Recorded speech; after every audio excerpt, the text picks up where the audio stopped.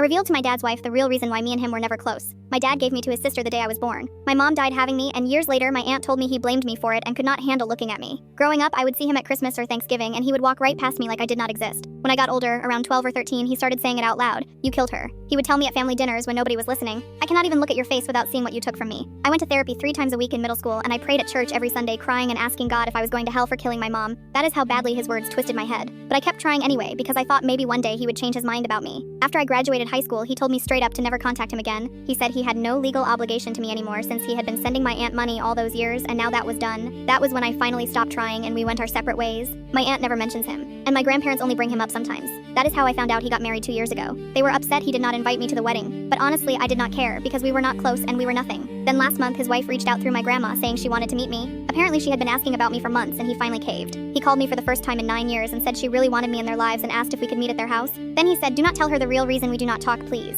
She thinks we just did not get along when you were a teenager and lost touch after you went to college. I did not agree to anything, but he kept pushing, saying this could be our chance to reconcile and that his wife was excited to meet me and maybe we could start over. But I knew he was only doing this for her and never for me. I showed up at their house on a Saturday afternoon and she opened the door with a huge smile. She introduced herself as Nicole and hugged me like we were already family, while my dad stood in the hallway looking uncomfortable. She made coffee and brought out cookies she had baked that morning, and kept talking about how happy she was to finally meet me, and how she had been telling my dad for over a year that family was important. Then she asked, what happened with you two? Your dad said you just grew apart. She looked at me with kind eyes like she genuinely cared, while my dad stared at his coffee cup with his jaw tight. I looked at him and he would not make eye contact, so I told her everything. I told her my mom died giving birth to me and my dad gave me to his sister and I grew up in her house, not his. I told her about the holidays where he ignored me and the things he said when I got older about me killing my mom. I told her about the therapy and the crying at church and the years of trying to get him to love me. I told her about graduation day when he told me to never bother him again. Nicole's face went white and she put her coffee down and asked him if it was true. He did not answer, so she asked again louder if it was true. He finally nodded, and she stood up and walked out of the room, and I heard a door slam upstairs. My dad looked at me with pure rage and said, you just ruined everything. She has been the only good thing in my life since your mother died and you just destroyed it. I stood up and headed for the door and said, maybe you should have thought about that before you destroyed me for 27 years.